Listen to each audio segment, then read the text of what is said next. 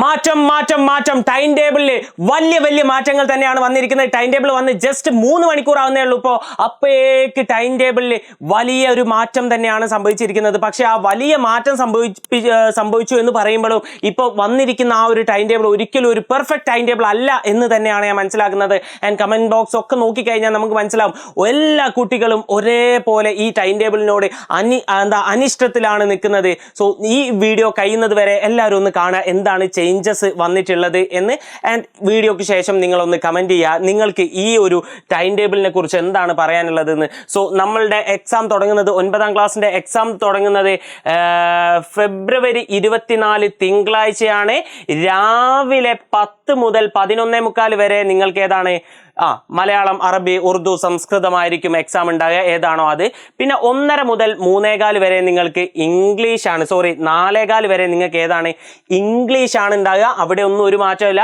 പിന്നെ 25-ാം തീയതി ചൊവ്വാഴ്ച നിങ്ങൾക്ക് 10 മുതൽ 11:45 വരെ ഏതാണ് പിന്നെ മലയാളം സെക്കൻഡ് ഉണ്ടാവും.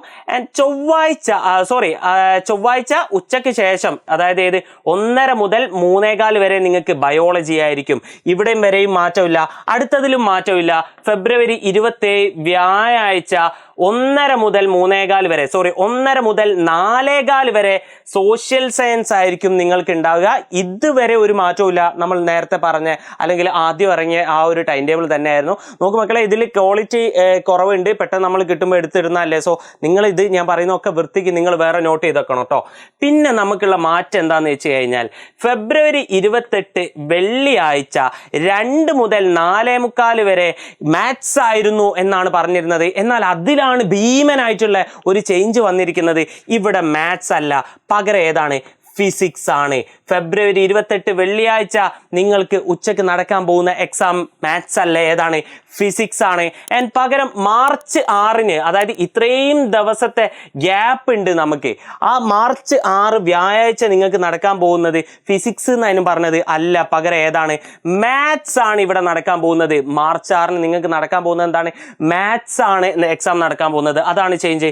പിന്നെ ഫെബ്രുവരി 20, അതായത് ഇത്രയും ദിവസത്തെ ഒരു 14 ദിവസത്തെ ഗ്യാപ്പ് കഴിഞ്ഞിട്ട് പിന്നെ നിങ്ങൾക്ക് വരുന്നത് ഏതാണ് ഹിന്ദിയാണ്.